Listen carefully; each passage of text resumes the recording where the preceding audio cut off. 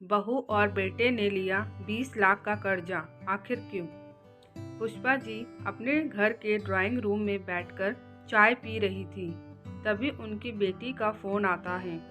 उनकी बेटी की शादी घर के पास में ही हुआ था। बेटी का नाम रेनू था। रेनू की शादी एक अमीर घर में हुई थी।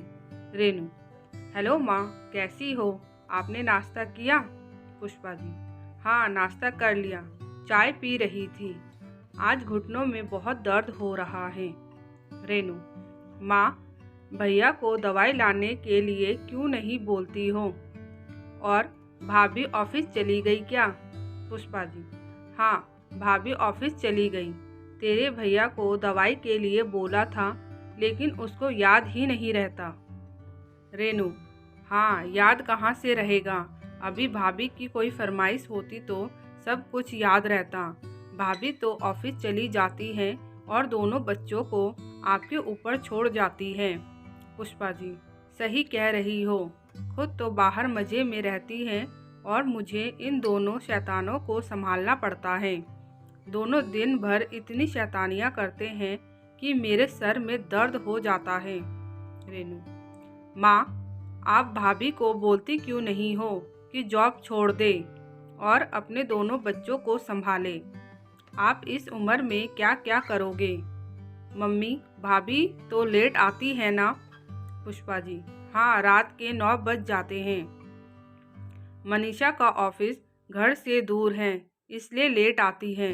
मैं मनीषा को बहुत बोलती हूँ जॉब छोड़ने के लिए, लेकिन सुनती ही नहीं है।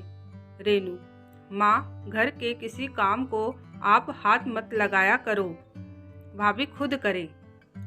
पुष्पा जी: मैं घर के किसी काम को हाथ नहीं लगाती, मनीषा ही सारे काम करती है, लेकिन दोनों बच्चों को तो संभालना ही पड़ता है, ये मेरी मजबूरी है। बेटी, घुटनों की दवाई तुम ही लाकर दे दो। रेनू हकलाते हुए: माँ, क्या बोल रही हो? मुझे आवाज़ नहीं आ रही है, बाद में बात करती हूँ, और फ़ोन कट कर देती है। पुष्पा जी और रेनू का ये रोज़ का काम था, मनीषा की बुराई करना। रात के 9 बज चुके थे। मनीषा घर के अंदर प्रवेश करते हुए अपना पर्स टेबल पर रखती है, दोनों बच्चों को बुलाती है। दोनों बच्चे भागकर अपनी मम्मी के गले लग जाते हैं। मनीषा भी दोनों को गले लगा लेती है। उसके बाद मनीषा बाथरूम में चली जाती है, हाथ मुंह धोकर बाहर आती है और पुष्पा जी से पूछती है। मनीषा: माँ जी, आज का दिन कैसा रहा? दोनों बच्चों ने ज़्यादा तंग तो नहीं किया आपको? और आपका घुटनों का दर्द कैसा है? पुष्पा जी मुंह बनाते हुए: बच्चे बहुत ज़्यादा तंग करते हैं, इनकी शैतानियों से मेरे सर में दर्द हो जाता है। तुम तो घर से चली जाती हो, ये दोनों धरती आसमान एक कर देते हैं। बहू, तुम अपना जॉब क्यों नहीं छोड़ देती हो? अब मेरी उम्र तुम्हारे बच्चों को संभालने की नहीं है। मनीषा: माँ जी, मैं भी जॉब नहीं करना चाहती, लेकिन क्या करूँ, मेरे सामने भी मजबूरी है। इनके ऊपर इतना कर्जा ना होता तो मैं कभी जॉब नहीं करती। मैं भी अपने बच्चों के साथ रहना चाहती हूँ, उनके साथ खेलना चाहती हूँ। मैं पूरा दिन अपने बच्चों को बहुत याद करती रहती हूँ। मनीषा: माँ जी, ये रही आपकी दवाई। आपके बेटे ने मुझे कॉल कर दिया था कि जाते वक्त मम्मी की घुटनों की दवाई ले लेना, आज उनको लेट हो जाएगा।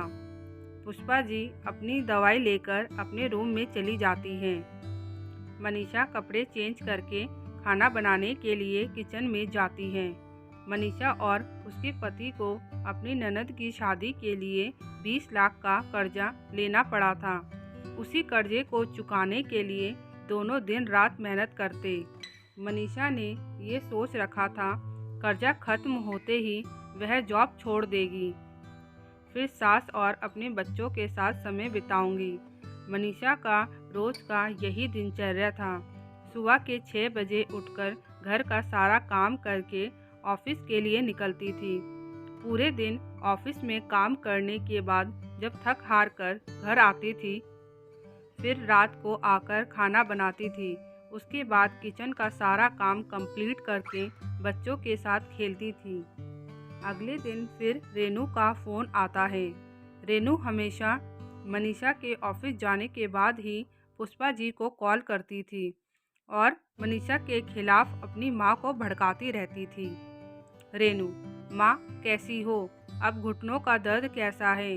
भाई दवाई तो लाए नहीं होंगे? पुष्पा जी: घुटनों के दर्द में अब आराम है, तुम्हारी भाभी कल दवाई लेकर आई थी। रेनू: और वह दोनों शैतान क्या कर रहे हैं? पुष्पा जी: दोनों ड्राइंग रूम में खिलौनों के साथ खेल रहे हैं। घंटों बात करने के बाद पुष्पा जी फ़ोन रख देती हैं, लेकिन अपनी बहू की बुराई करना नहीं छोड़ती। एक दिन पुष्पा जी रेनू को कॉल करती है। पुष्पा जी: रेनू, मेरे पेट में बहुत तेज दर्द हो रहा है, मेरी तबीयत ठीक नहीं लग रही है, तू जल्दी से आ जा और मुझे हॉस्पिटल लेकर चल। रेनू: नहीं माँ, मैं नहीं आ सकती, मैं अपनी सास की इजाज़त के बिना कहीं भी नहीं जा सकती, आपको तो पता ही है, और इस वक्त मेरी सास घर पर भी नहीं है, आप भाभी को फ़ोन करके बुला लो। पुष्पा जी: तेरी भाभी का ऑफिस तो बहुत दूर है, वह इतनी जल्दी नहीं आ पाएंगी, तब तक पता नहीं क्या हो जाए, बेटा तू ही आ जा, तेरा घर तो नज़दीक है। रेनू इतना सुनते ही फ़ोन कट कर देती है। पुष्पा जी अब अपनी बहू को फ़ोन करती हैं। पुष्पा जी: बहू, मेरी तबीयत बहुत ज़्यादा ख़राब है, मेरे पेट में बहुत ज़्यादा दर्द हो रहा है, तू जल्दी से आ जा।